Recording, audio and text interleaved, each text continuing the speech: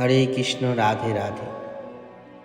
কিভাবে মৃত্যুকে জয় করবেন, এর থেকে নেওয়া সপ্তম অধ্যায়, যথার্থ পক্ষপাতিত্ব। শ্রী সুখদেব গোস্বামী বললেন, যমদূতেরা এইভাবে বললে বাসুদেবের সেবকেরা হেসে জলদগম্ভীর স্বরে এই কথাগুলি বললেন। বিষ্ণুদূতেরা বললেন, তোমরা যদি সত্যিই যমরাজের সেবক হও তাহলে আমাদের কাছে ধর্মের স্বরূপ এবং অধর্মের লক্ষণ বলো। দণ্ডমানের বিধি কী? দণ্ডের উপযুক্ত কে? সমস্ত কর্মিকরাই কি দণ্ডনীয় অথবা তাদের মধ্যে কয়েকজন মাত্র? ধর্মের প্রতিনিধিদের যা জানা আবশ্যক। যমদূতেরা বিষ্ণুদূতদের আপত্তি করে বললেন, আপনারা এত মহান হওয়া সত্ত্বেও আমাদের কাজে আপনাদের হস্তক্ষেপ করা ঠিক হচ্ছে না। বিষ্ণুদূতেরা অত্যন্ত বিনম্র হওয়া সত্ত্বেও যমরাজের শাসনে বাধা দিচ্ছে দেখে যমদূতেরা অত্যন্ত আশ্চর্য হয়েছিল। তেমনি যমদূতেরা সমস্ত ধর্মনীতির প্রধান বিচারক যমরাজের সেবক হওয়ার দাবি করা সত্ত্বেও যে তারা ধর্মতত্ত্ব সম্বন্ধে অবগত নন তা দেখে বিষ্ণুদূতেরা অত্যন্ত আশ্চর্য হয়েছিলেন। তাই বিষ্ণুদূতেরা এই কথা ভেবে হেসেছিলেন, এরা অর্থহীন কি সমস্ত কথা বলছে। এরা যদি সত্যি সত্যি যমরাজের সেবক হয় তাহলে তাদের জানা উচিত যে অজামিলকে নিয়ে যাওয়ার অধিকার তাদের নেই।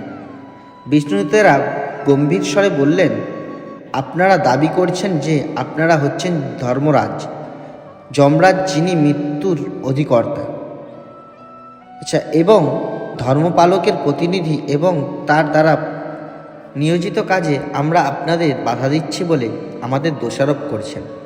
তাই দয়া করে বলুন, ধর্ম কী এবং অধর্মই বা কী?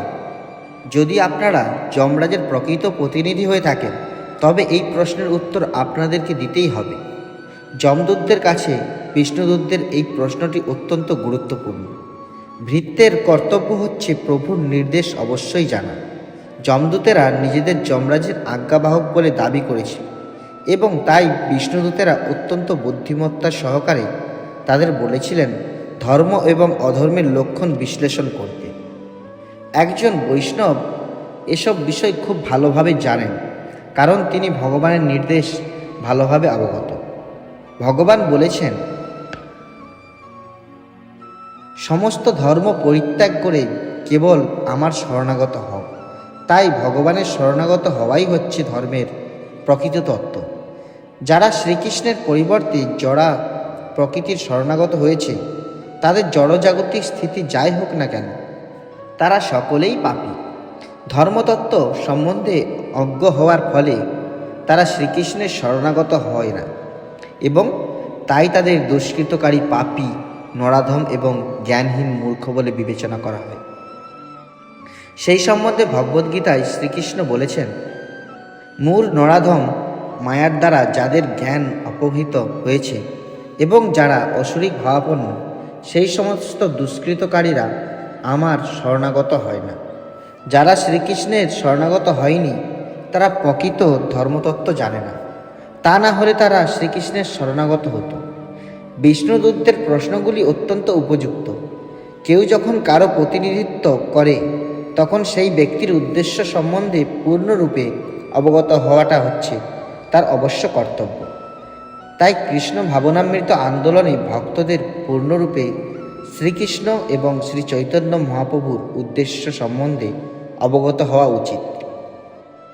তা না হলে তাদের মূঢ় বলে বিবেচনা করা হবে। শ্রী চৈতন্য মহাপ্রভু বলে গেছেন, যেই কৃষ্ণ তত্ত্ববেত্তা সেই গুরু হয়। গুরু হতে হলে প্রথমে কৃষ্ণ তত্ত্ব বিষয়ে অবগত হতে হবে। যে কেউ গুরু হতে পারে না। তাই বিষ্ণুদূতেরা যমদূতদের দোষারোপ করে বললেন, আপনারা যদি ধর্মরাজের প্রকৃত প্রতিনিধি হন তাহলে আপনাদের ব্যাখ্যা করতে হবে ধর্ম কী এবং অধর্ম কী। ধর্মের প্রকৃত প্রতিনিধিকে জানার যথার্থ মানদণ্ড এটাই হওয়া উচিত। এমন নয় যে প্রত্যেককে ধার্মিক পুরুষ বা গুরুরূপে মানতে হবে। ব্যাপক অবিদ্যার ফলস্বরূপ অনেক মানুষ নিজেকে ঈশ্বর বলে জাহির করে এবং ধর্মের নামে অনেক বাজে কথা বলে। যখন কেউ বলে যে আমি হচ্ছি ভগবান কিংবা যোগের মাধ্যমে আমি ভগবান হয়ে গেছি, তখন তাকে দোষারোপ করতেই হবে। আমেরিকায় এক মানুষ দাবি করে বলল, আমি হচ্ছি ভগবান, প্রত্যেকেই ভগবান, এবং এভাবেই সে অনেক শিষ্য সংগ্রহ করল। একদিন সে দাঁতের রোগে যন্ত্রণা ভোগ করছিল। আমি তাকে জিজ্ঞাসা করলাম, আপনি কীরকম ভগবান যে আপনি এত দাঁতের যন্ত্রণা ভোগ করছেন? কেবলমাত্র এক পাগল অথবা একজন প্রবঞ্চক নিজেকে ভগবান বলে জাহির করতে পারে। নিয়ম কানুন বলবৎ করার অধিকারী। দণ্ড দেওয়ার অধিকার যাদের হাতে রয়েছে, সকলকেই দণ্ড দেওয়া তাদের উচিত নয়। অসংখ্য জীব রয়েছে এবং তাদের মধ্যে অধিকাংশই চিৎ জগতে রয়েছে এবং তারা নিত্যমুক্ত। এই সমস্ত নিত্যমুক্ত জীবদের বিচারের কোনো প্রশ্নই ওঠে না। তাদের মধ্যে অল্প কিছু সংখ্যক জীব অর্থাৎ 1/4 রয়েছে এই জড়জগতে, এবং এই জড়জগতের 84 লক্ষ জনিভুক্ত সেই সমস্ত জীবদের মধ্যে 80 লক্ষ জনই হচ্ছে মনুষ্যেতর। তারা দণ্ডনীয় নয়, কারণ জড়া প্রকৃতির নিয়মে আপনা থেকেই তাদের ক্রমবিবর্তন হচ্ছে। জীবদের মধ্যে মানুষেরা যাদের চেতনা উন্নত, তারাই কেবল তাদের কর্মের জন্য দায়িত্বশীল, কিন্তু তাদের মধ্যেও সকলে দণ্ডনীয় নয়। যারা উন্নত স্তরের পুণ্যকর্মে যুক্ত তারা দণ্ডের অতীত, কেবল যারা পাপকর্মে লিপ্ত তারাই দণ্ডনীয়। তাই বিষ্ণুদূতেরা বিশেষভাবে প্রশ্ন করেছেন, কোন মানদণ্ড অনুযায়ী যমরাজ নির্ধারণ করেন যে কে দণ্ডনীয় এবং কে দণ্ডনীয় নয়? কিভাবে একজনের বিচার করা হয়? দণ্ডাধিকারী হওয়ার মূল নীতি কী? বিষ্ণুদূতেরা এই প্রশ্নগুলি উত্থাপন করেছিলেন। যমদূতেরা মনে করলেন যে তারা হচ্ছেন নির্দোষ, কেননা তারা যমরাজের আদেশ পালন করেছে এবং যমরাজ স্বয়ং নির্দোষ। যেমন আইন লঙ্ঘনকারী ব্যক্তিকে দণ্ড দেওয়ার নির্দেশ বিচারক দেন, তার অর্থ এই নয় যে বিচারক অপরাধী, তিনি হচ্ছেন সরকারের প্রতিনিধি। তেমনি যদিও নরকের বিচার ব্যবস্থা করার অধিকার যমরাজের রয়েছে এবং তাকে পাপী মানুষের সঙ্গে মেলামেশা করতে হয়, কিন্তু তিনি হচ্ছেন শ্রীকৃষ্ণের শুদ্ধ প্রতিনিধি এবং তিনি কেবলমাত্র তার প্রভুর আদেশ পালন করেন। নিয়ম কী এবং নিয়ম ভঙ্গ করলে কাকে গ্রেপ্তার করতে হয় তা এক পুলিশ কর্মচারী জানে। যদি সে প্রত্যেককে গ্রেপ্তার করে তবে সে স্বয়ং এক অপরাধী। সে নিয়ম কানুন মেনে চলা নাগরিককে গ্রেপ্তার করতে পারে না। তেমনি যমদূতেরা যাকে তাকে যমরাজের আদালতে নিয়ে যেতে পারে না। তারা কেবল অভক্তদের তাদের পাপ কাজের জন্য দণ্ড দেওয়ার উদ্দেশ্যে নিয়ে যেতে পারে। বৈষ্ণবদের সমীপবর্তী না হওয়ার জন্য যমরাজ যমদূতদের বিশেষভাবে সতর্ক করে দিয়েছে, কিন্তু যেহেতু অজামিল খুবই পাপী ছিল, তাই যমদূতেরা বুঝতে পারেনি কেন তাকে অপরাধী রূপে বিবেচনা করা যাবে না এবং দণ্ড দেওয়ার জন্য তাকে যমরাজের কাছে নিয়ে যাওয়া যাবে না। ভক্ত ও অসুর। এই জগতে দুই শ্রেণীর মানুষ রয়েছে। যারা ভগবানের সেবক তাদের বলা হয় দেব, এবং যারা মায়ার সেবক তাদের বলা হয় অসুর। কিন্তু চিৎ জগতে কেবল একটি শ্রেণী আছে, কেননা সেখানে সমস্ত অধিবাসীরা ভগবানের সেবক। তাই চিৎজগৎকে বলা হয় পরম বা সর্বশ্রেষ্ঠ। যেহেতু শ্রীকৃষ্ণ বা ভগবান হচ্ছেন সব কিছুর কেন্দ্রবিন্দু, তাই চিৎজগতে কোনো মতভেদ থাকে না এবং সেখানকার অধিবাসীরা বেতনপ্রাপ্ত সেবকের মতো নয়, বরং সেখানে প্রত্যেকেই ভগবানের প্রেমময়ী সেবায় নিযুক্ত থাকেন। একজন বেতনপ্রাপ্ত সেবক যতটুকু বেতন পায় সেই অনুযায়ী কাজ করে, কিন্তু বৈকুণ্ঠ লোকে বেতনপ্রাপ্ত সেবক হওয়ার কোনো প্রশ্নই ওঠে না। সেখানে প্রত্যেকেই মুক্ত এবং পরমেশ্বর ভগবানের মতোই ঐশ্বর্যশালী, কিন্তু তবুও প্রত্যেকে একজন সেবক। জড়জগতে মানুষ নিজেদের চাহিদা মেটানোর জন্য সেবা করে, কিন্তু চিৎ জগতে সেবা করেন প্রেমবশত। সেখানে কোনো কিছুর আবশ্যকতা নেই, কারণ সব কিছুই সেখানে পূর্ণ। ব্রহ্মসংহিতায় বলা হয়েছে যে চিৎ জগতে অনেক কল্পবৃক্ষ আছে যা মনোবাঞ্ছিত ফল প্রদান করেন। জড়জগতে প্রত্যেকেই কাজ করতে বাধ্য হয়। যদি কেউ কাজ না করে তাহলে সে ক্ষুধায় মারা যায়। এমনকি রাজাকেও কাজ করতে হয়। গরিব মানুষের কথা আর কি বলার আছে। পরমেশ্বর ভগবানের তত্ত্বাবধানে মায়া সবাইকে কুকুরের মতো নাচায়। মালিক যখন কুকুরকে বলে নাচ, তখন সেই কুকুরটি নাচতে থাকে, কেননা সে জানে যে না নাচলে তাকে না খেয়ে মরতে হবে। জড়জগতে হোক অথবা চিন্ময় জগতে হোক, প্রত্যেকেই হচ্ছে সেবক, কিন্তু এখানে মানুষদের এই ধারণাটি আছে যে তারা হচ্ছে মালিক। পরিবারের মুখ্য ব্যক্তি মনে করে আমি হচ্ছে আমার স্ত্রী এবং সন্তানদের মালিক, কিন্তু প্রকৃতপক্ষে সে হচ্ছে তার পরিবারের প্রতিটি সদস্যের সেবক। রাজকীয় কর্ম সম্পাদনকারী ব্যক্তি মনে করেন যে আমি হচ্ছি রাজা কিংবা আমি হচ্ছি রাষ্ট্রপতি, কিন্তু প্রকৃতপক্ষে তিনি হচ্ছেন প্রজাদের সেবক। দাসত্ব হচ্ছে তার পদবী বা স্বরূপগত স্থিতি, এবং যদি তিনি প্রজাদের চাহিদা অনুযায়ী তাদের সেবা না করেন তবে তিনি পদচ্যুত হতে পারেন অথবা নির্বাচনে পুনর্বার জয়যুক্ত নাও হতে পারেন। জড়জগতে প্রত্যেকেই মালিক হতে চায়, তাই স্বঘোষিত ভগবানদের মধ্যে, রাজ্যের মুখ্য ব্যক্তিদের মধ্যে, এমনকি বন্ধু ও পরিবারের সদস্যদের মধ্যে প্রতিটি স্তরে রয়েছে প্রতিদ্বন্দ্বিতা। মালিক হওয়ার এই মোহচ্ছন্ন প্রতিদ্বন্দ্বিতায় সবাই অসফল হন। ভারতের জনক হিসাবে মহাত্মা গান্ধী সম্মানিত হয়েছিলেন, কিন্তু আসলে তিনি ছিলেন একজন সেবক মাত্র, এবং যখন কোনো একজন তার সেবাকে পছন্দ করল না তখন তাকে হত্যা করা হলো। তেমনি কেনেডি ছিলেন খুবই লোকপ্রিয় রাষ্ট্রপতি, কিন্তু কোনো একজন তার সেবায় কিছু ত্রুটি দর্শন করল এবং তাকেও হত্যা করা হলো। প্রকৃতপক্ষে কেউ এখানে মালিক নয়, প্রত্যেকেই হচ্ছে মায়ার সেবক কিংবা ভগবানের সেবক। সরকারের নিয়ম প্রত্যেককে মেনে চলতেই হবে, কিন্তু মায়ার বশে একজন অপরাধী মনে করে আমি সরকারের নিয়মকে মেনে চলব না, কিন্তু যখন সে ধরা পড়ে তখন কারাগারে সরকারের নিয়মকে মানতে সে বাধ্য হয়। তেমনি আমরা সবাই ভগবানের সেবক, কিন্তু অসুরেরা ভগবান এবং ভগবানের নিয়মকে গ্রাহ্য করে না। সেই মূর্খরা মনে করে যে ভগবান নেই, অথবা প্রত্যেকেই হচ্ছে ভগবান, অথবা তারা হচ্ছে ভগবান, কিন্তু এমন ভগবানদের জন্ম, মৃত্যু, জড়া ও ব্যাধিরূপে ভগবানের নিয়মকে পালন করতেই হয়। যারা সম্পূর্ণরূপে মোহগ্রস্ত, কেবলমাত্র তারা ভগবানের সেবা করতে রাজি হয় না।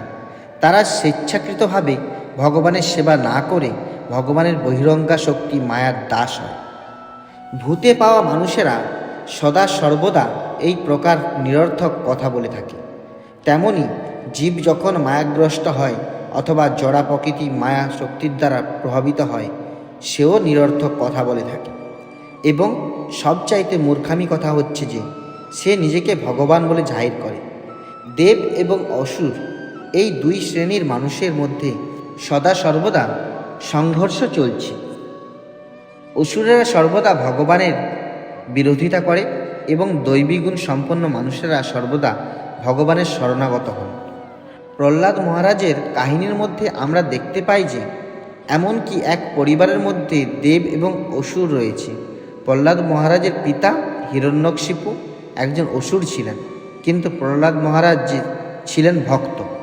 স্বাভাবিকভাবে একজন পিতা তার সন্তানের প্রতি স্নেহাসক্ত হন, কিন্তু যেহেতু হিরণ্যকশিপু ছিলেন একজন অসুর, তাই তিনি তার সন্তানের শত্রু হয়েছিলেন। সেটাই হচ্ছে অসুরের স্বভাব। নিঃসন্দেহে এমনকি একটা বাঘও তার বাচ্চাদের প্রতি স্নেহপরায়ণ। অতএব হিরণ্যকশিপু প্রথমে প্রহ্লাদ মহারাজের প্রতি স্নেহ প্রদর্শন করেছিলেন। প্রহ্লাদ মহারাজের বয়স ছিল 5। তিনি খুবই শিষ্ট এবং আকর্ষক ছিলেন। একদিন হিরণ্যকশিপু তার পুত্রকে জিজ্ঞাসা করলেন, হে পুত্র, তুমি তোমার বিদ্যালয় থেকে সবথেকে ভালো কি শিক্ষা লাভ করেছ? উত্তরে প্রহ্লাদ মহারাজ বললেন, ভগবানকে উপলব্ধি করার উদ্দেশ্যে সব কিছু ত্যাগ করা উচিত।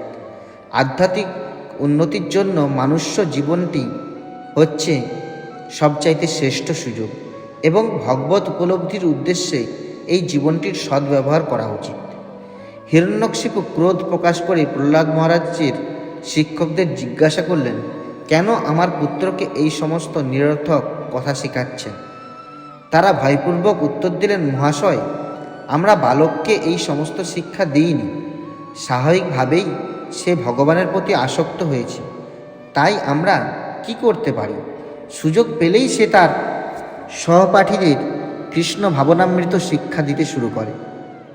শিক্ষকদের অনুপস্থিতিতে সে তৎক্ষণাৎ বেঞ্চের উপর দাঁড়িয়ে তার সহপাঠীদের বলতো, হে প্রিয় বন্ধুগণ, ইন্দ্রিয় তৃপ্তি করার জন্য এই জীবন নয়, এই জীবন হচ্ছে ভগবানকে উপলব্ধি করার জন্য। এটা কখনো ভুলে যাওয়া উচিত নয়। তেমনি আমরা এই প্রচার কার্যক্রমকে গ্রহণ করছি, কেননা সাধারণ মানুষেরা কেবলমাত্র ইন্দ্রিয় তৃপ্তি করতে খুবই আগ্রহী, যা তাদের জন্য হিতকর নয়। শ্রীমদ্ ভগবতে ভগবান ঋষভদেব বলেছেন, জীব যখন ইন্দ্রিয় সুখ ভোগকেই জীবনের চরম লক্ষ্য বলে বিবেচনা করে, তখন সে অবশ্যই জড়জাগতিক জীবনের প্রতি উন্নতের মতো আসক্ত হয়ে নানা প্রকার পাপ কর্মে প্রবৃত্ত হয়। একটা পাগল যে কি করছে তা সে জানে না।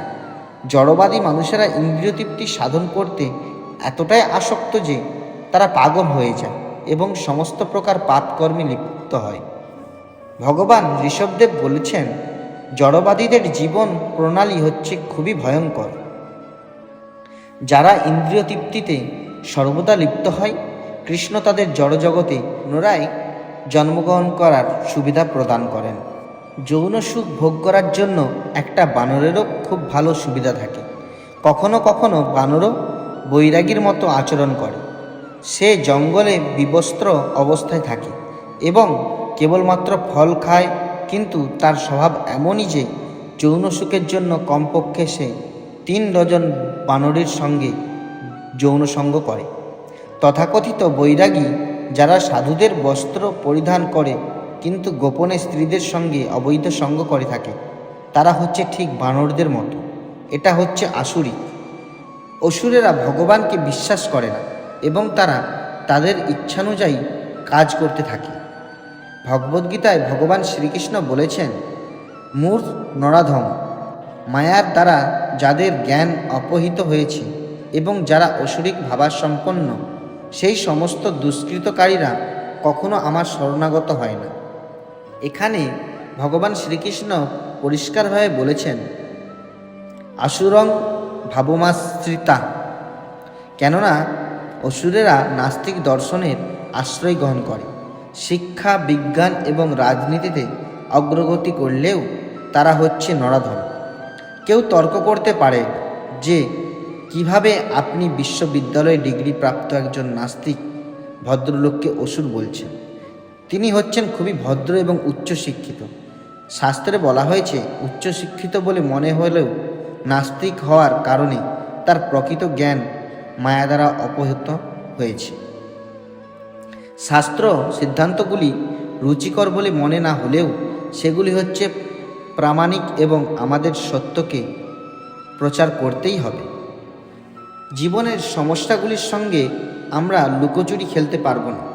আমাদের নিজের স্থিতি সম্বন্ধে অবগত হতে হবে এবং ধর্ম কী এবং অধর্মই বা কী সেই সম্বন্ধে অবগত হতে হবে। ভগবানের আদেশ অনুযায়ী কাজ করাকে বলা হয় ধর্ম এবং ভগবানের আদেশের বিরুদ্ধচারণ করাকে বলা হয় অধর্ম।